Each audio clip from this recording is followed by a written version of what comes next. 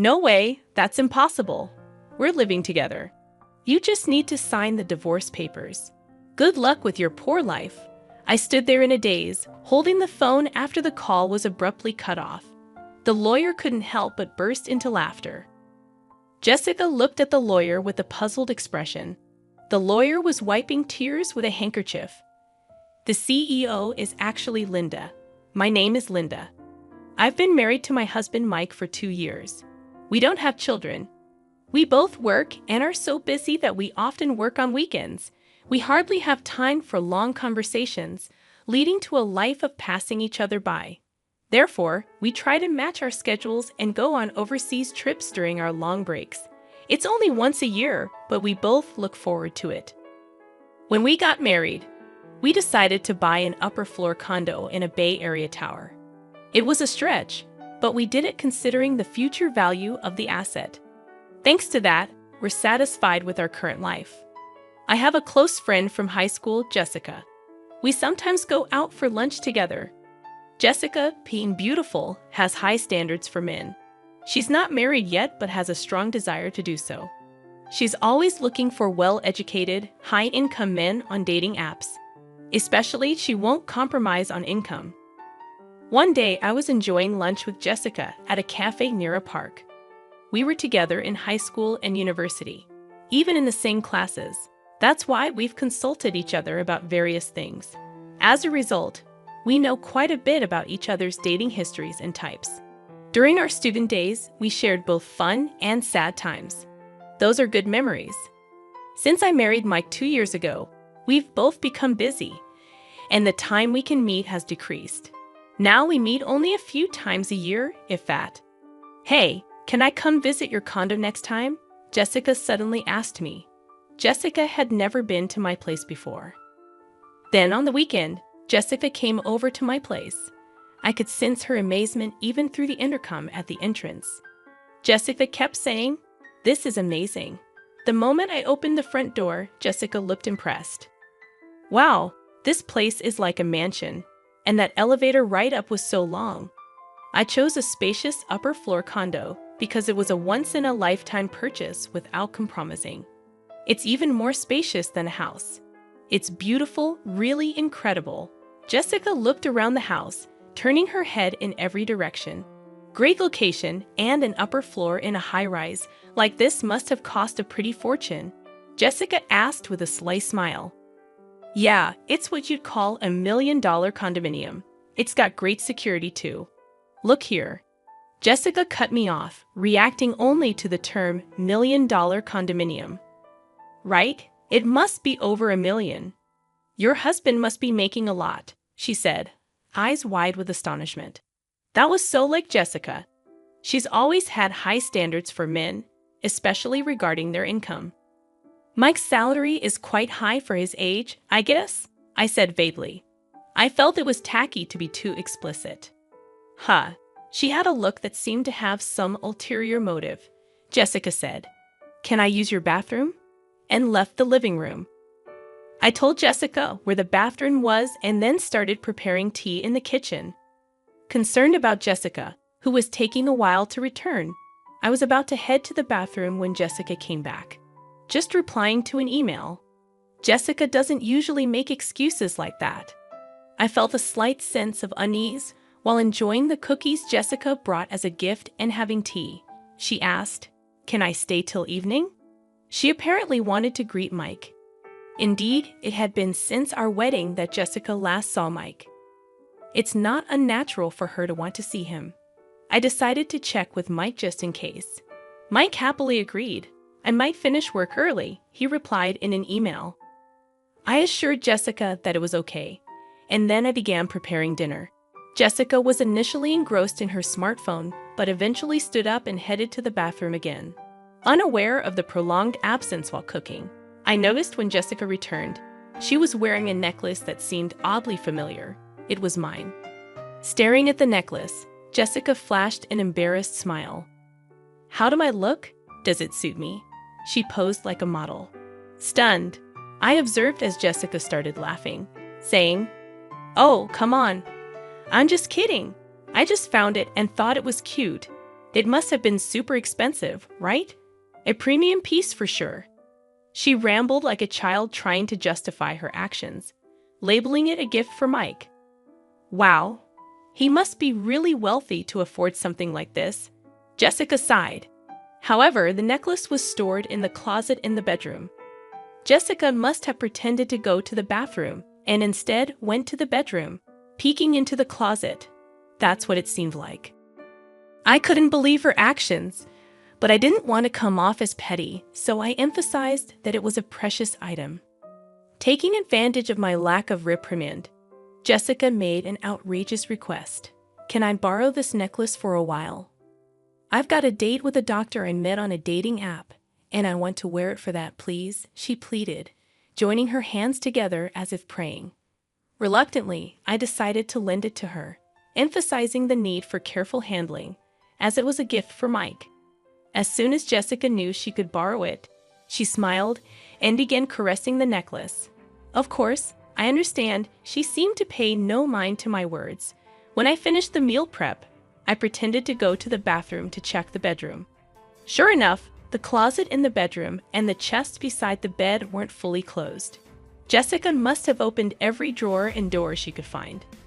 There were fingerprints on the jewelry, watches, and precious metals. Jessica might have touched things, but probably didn't intend to borrow them. The shoes seemed to have been forced on, and the heels were misshapen. This was clearly going too far. Returning to the living room, I confronted Jessica. You touched various things in the bedroom, didn't you? The shoes were misshaped, and there were fingerprints on the watch. Rather than appearing remorseful, Jessica puffed out her cheeks a bit. Please don't do that again, she said. Jessica returned to her normal expression and apologized, saying sorry. Not wanting to dwell on this and risk straining our friendship, I decided to just lightly laugh it off. That's when Mike came home, holding a box of cake. Mike and Jessica saw each other for the first time since our wedding. It was awkward at first, but they gradually warmed up to each other, making for a lively dinner. By the time we ate the cake Mike brought, they were chatting like good friends. While I was clearing the dishes and washing up, they were laughing together. My boss is terrible, right? I envy Mike's subordinates. Mike was grinning, eyes crinkling with laughter. That's not true. I was a bit bothered by Jessica casually touching Mike. But at the time, I thought it was better than them being distant. After all, Mike wasn't the type of man Jessica usually goes out with.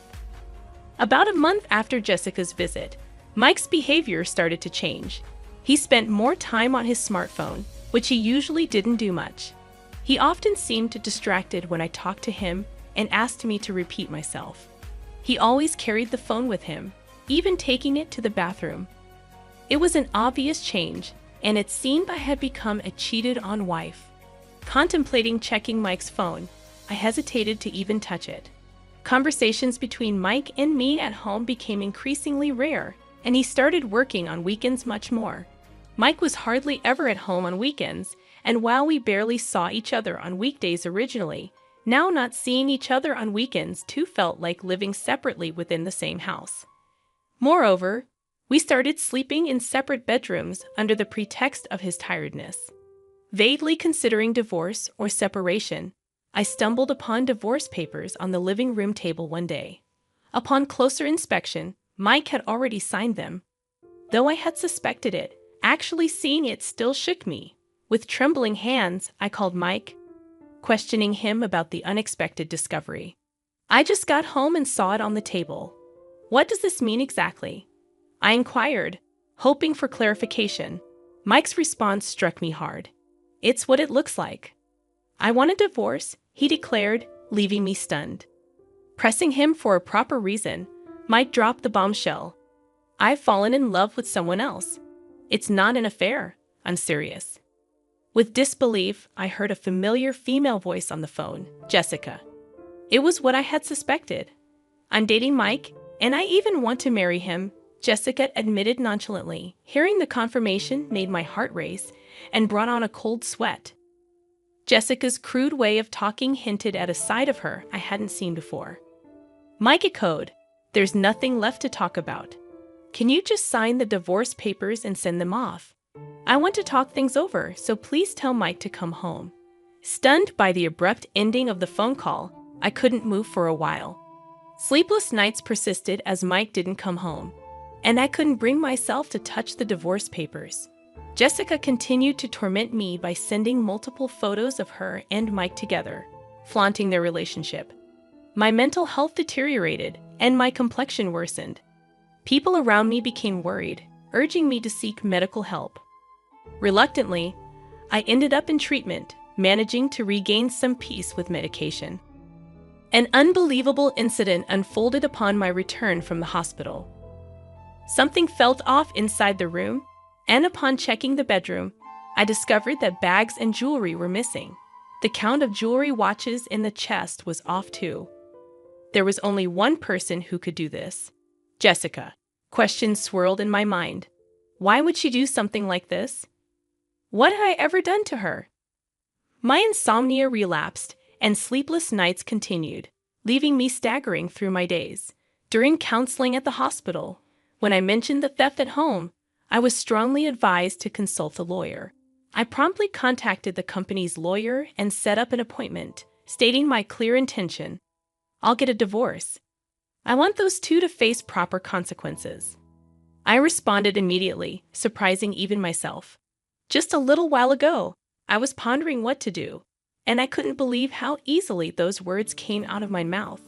Perhaps I really wanted to punish them after being tormented so one-sidedly. It was just about getting back at them. Now, a week later, I received a message from Jessica. I had sent her a certified letter. "Hey, what are you thinking, sending a certified letter to my workplace?" Jessica sounded pretty angry, her voice filled with rage. "You must have expected at least this much. Anyway, I'm leaving everything to my lawyer now." I hummed the phone. Jessica called several times after that, but I ignored all of them. Then Mike called. I had sent a certified letter to his parents' house. Apparently, his affair being exposed at home caused a huge uproar. I wanted to burst out laughing at his self-inflicted predicament, but managed to restrain myself. Feeling that leaving it all to the lawyer wouldn't be enough to calm my feelings, I decided to confront them both. I would denounce them thoroughly on the spot. The lawyer arranged the date and time, and we decided to have the discussion at the law office. A few days later, the two reluctantly showed up at the law office. I thought they would bring their own lawyer, but it seemed they came alone. Jessica stormed into the office, flinging the door open. Mike followed, looking uncomfortable. "Finally, we meet, you coward." Jessica made no effort to hide her anger, but Mike stepped forward, trying to calm her down. "Well, you've been running away all this time. Our wedding's been delayed because of you." Jessica looked like she might throw her bag at me any moment, and Mike was desperately trying to hold her back as I watched them with a pitiful feeling. The lawyer nodded at me. "Please calm down. If any violence or abusive language occurs, we will immediately call the police." Understood. The mention of the police made Jessica stiffen. With the lawyer's intervention, Jessica and Mike took their seats, becoming calmer. We sat across from each other at the office table, ready to start the discussion. "Mike, you're seeking a divorce, correct?" Jessica was sitting hotly, while Mike slumped, looking small. "We'd agreed to the divorce. However, since your relationship is adultery, we will ask for alimony. Is there any significance to this?" Mike's face clouded over. "I'll agree to the divorce, but once the alimony is paid, don't contact us ever." I quietly nodded in agreement, and Jessica looked displeased, maybe expecting more resistance from me. When the lawyer began discussing the alimony amount, Jessica snapped. I said, "Any amount is fine. We have plenty of money." Jessica sat arrogantly with her arms crossed. The lawyer looked at her with interest, saying, "Oh yes, didn't he research? Mike is the president of a jewelry company with a yearly revenue of $2 billion. Mike looked up frantically, trying to restrain Jessica's arm. Jessica, her face flushed, continued excitedly, "Alimony for an affair is nothing to us.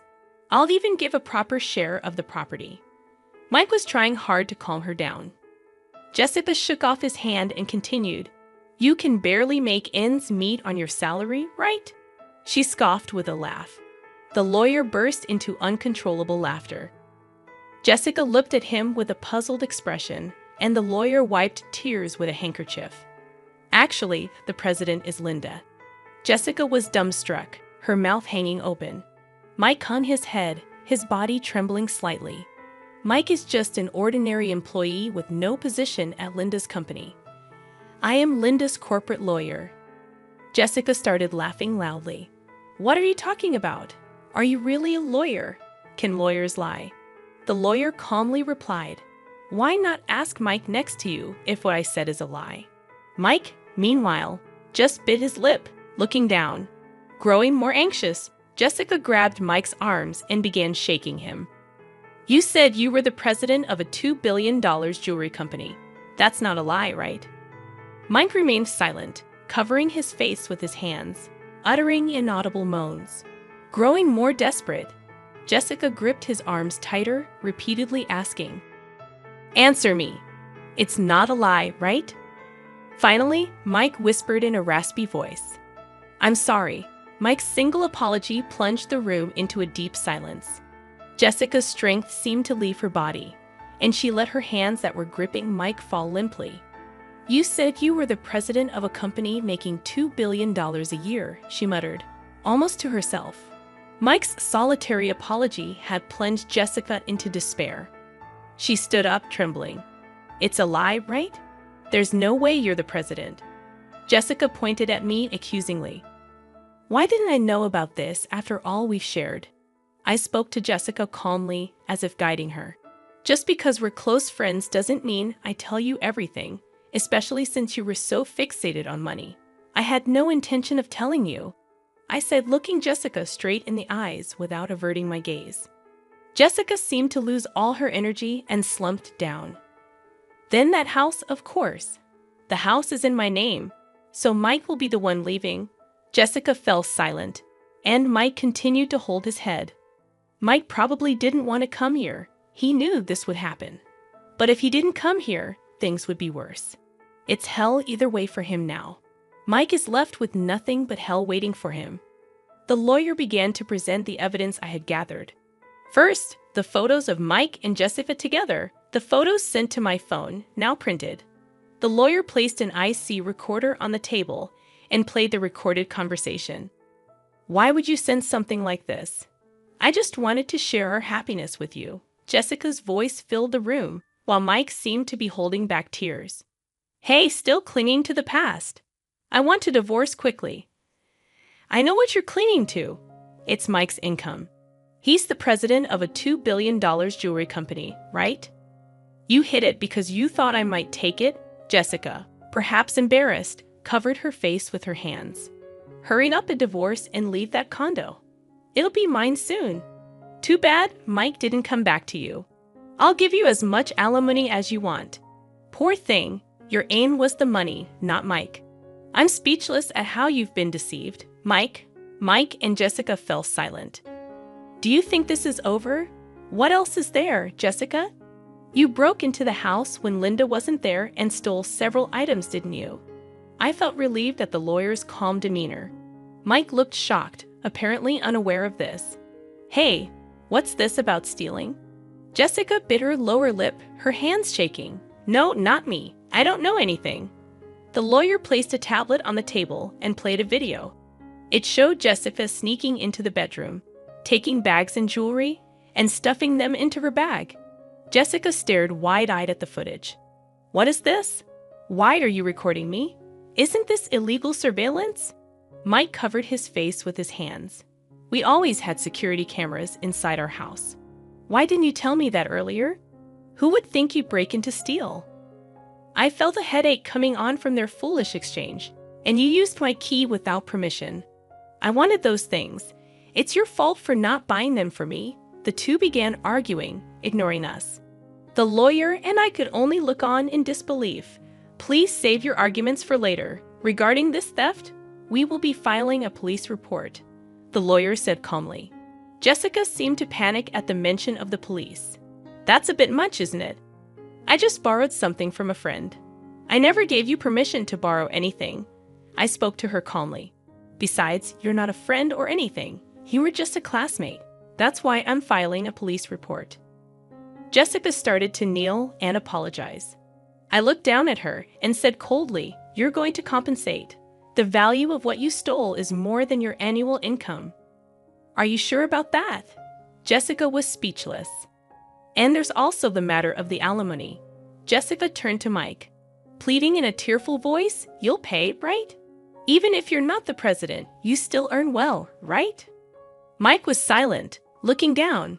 "He can't pay it because he's about to be fired," I said. Mike looked up in surprise. "That's correct. Since leaving the house, Mike has not shown up for work. Plus, with this commotion, there have been complaints from his boss," I explained. Mike looked like he might collapse on the floor. "But there's still the property division, right?" "I'll pay with that," Jessica said desperately.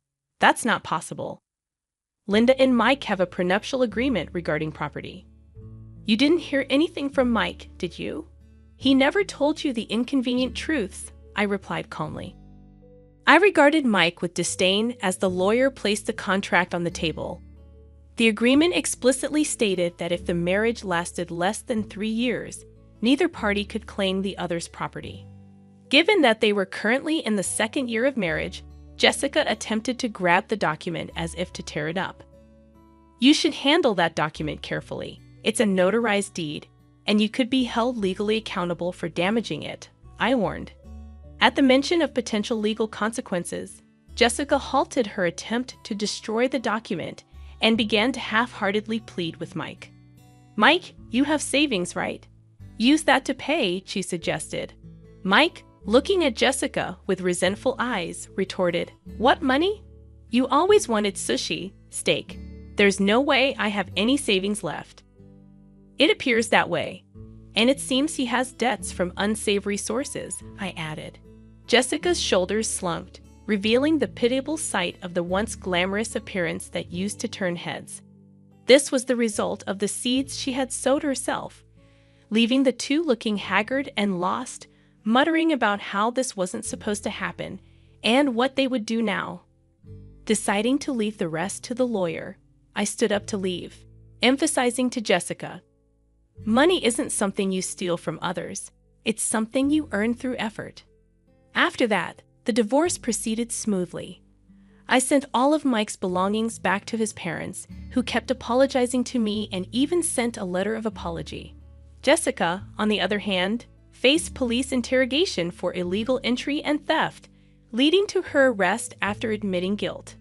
Although she showed remorse and an intent to compensate, her other crimes, including stealing from men she met on a dating app, suggested she might face a prison sentence. Mike, unable to live in Jessica's apartment, moved to an old apartment on the outskirts of town. Despite looking for a job, his unexplained absences and poor attitude at his last job made it challenging to get hired. He resorted to day labor to get by, receiving regular updates on their situations from the lawyer. I threw myself into work after the divorce. Currently, I am expanding our company's jewelry line to Europe, an idea that emerged during a break I took after the divorce. During that time, I had the chance to connect with the owner of a jewelry store in France. We bonded over shared experiences of divorce, and he agreed to showcase my company's jewelry in his store. Focusing on sales in France, I considered it a well-deserved perk after all I had been through.